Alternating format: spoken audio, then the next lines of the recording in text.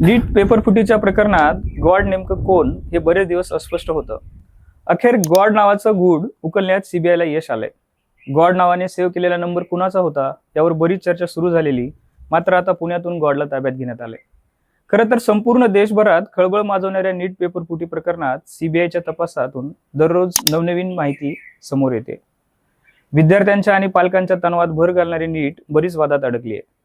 आता सीबीआयने आणखी 2 आरोपींना केलेली अटक असो, काही डॉक्टर, विद्यार्थी आणि पालकांची चौकशी असो, तसेच आरसीसीचे संचालक शिवराज मोटेगावकर आणि प्राध्यापक PV कुलकर्णी यांच्या कोठडीत झालेली वाढ असो, या सगळ्या घडामोडींनी या प्रकरणाची व्याप्ती आणखी मोठी असल्याचे स्पष्ट होत आहे. एक एक करून आपण सगळे डिटेल्स बघू. नमस्कार, मी श्रीकांत, तुम्ही पाहता शिरस्ता.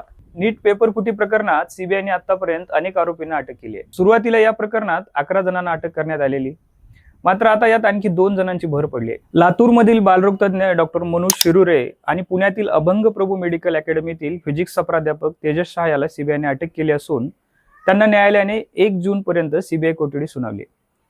या दोघांच्या अटकेनंतर आता या प्रकरणातील अटक आरोपींची संख्या 13 वर पोहोचली आहे. या सर्व आरोपींना दिल्ली, जयपूर, गुरुग्राम, नाशिक, पुणे, लातूर आणि अहिल्यानगर अशा विविध ठिकाणाहून अटक करण्यात आले. याचबरोबर सीबीआयने देशभरात तब्बल 49 ठिकाणी झाडाझडती घेतली.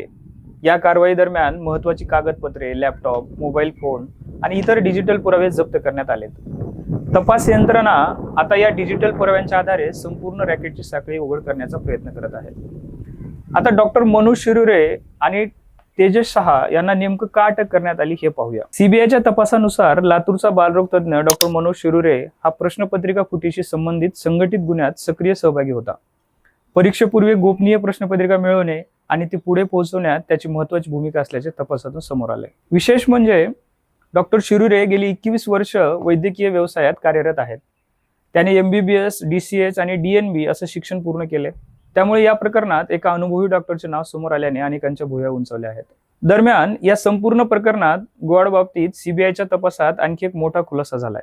मनीषा हवालदार हिच्या पतीच्या मोबाईलमध्ये गॉड नावाने सेव्ह असलेल्या नंबरबाबत संशयास्पद संवाद सीबीआयला आढळले होते.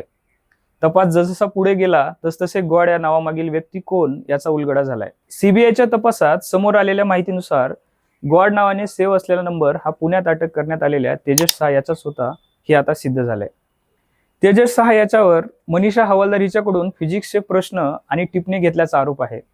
त्यामुळे संपूर्ण रॅकेटमध्ये त्याची भूमिका अत्यंत महत्वाची मानली जाते. आता प्रश्न असा उपस्थित होतो की या आरोपींची कोठडी इतकी महत्वाची का मानली जात आहे. याबाबत सीबीआयने न्यायालयात स्पष्टपणे सांगितले की या प्रकरणात इतर आरोपींचा शोध घेणे, पेपर फुटीचे संपूर्ण जाळे उघड करणे, आरोपीमधील संपर्क शोधणे, प्रश्नपत्रिका पोहोचवण्याची साखळी समजून घेणे, डिजिटल पुरावे जप्त करणे, आर्थिक व्यवहारांची चौकशी करणे आणि या संपूर्ण रॅकेटचा पर्दाफाश करणे यासाठी या आरोपींची कोठडी अत्यंत आवश्यक आहे.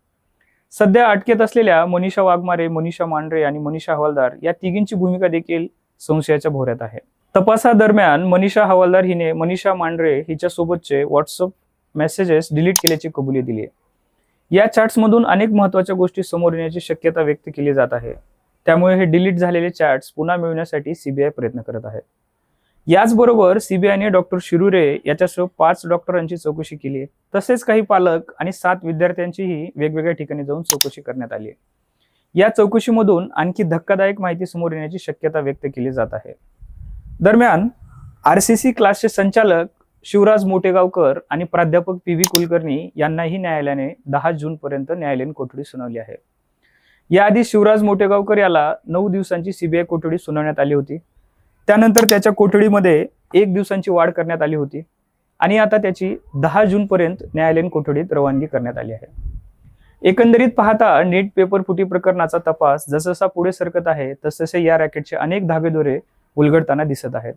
डॉक्टर, प्राध्यापक, विद्यार्थी, पालक आणि शैक्षणिक संस्थांशी संबंधित व्यक्तींची नावे समोर येत असल्याने या प्रकरणाने संपूर्ण देश हादरलाय.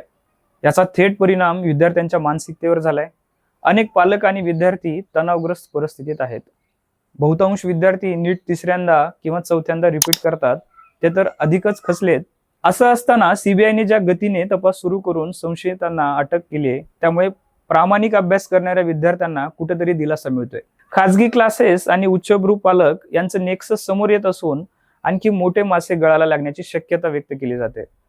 आता सीबीआयच्या पुढील तपासात आणखी कोणती नावे समोर येतात आणि या संपूर्ण प्रकरणाचा मास्टरमाइंड कोण आहे हे पाहणे महत्त्वाचे ठरणार आहे. या संबंधीच्या सगळ्या अपडेट्स आपण दररोज देणार आहोत. तोपर्यंत शिरस्ताला सबस्क्राईब करा आणि असेच व्हिडिओ जास्तीत जास्त लोकांपर्यंत शेअर करा.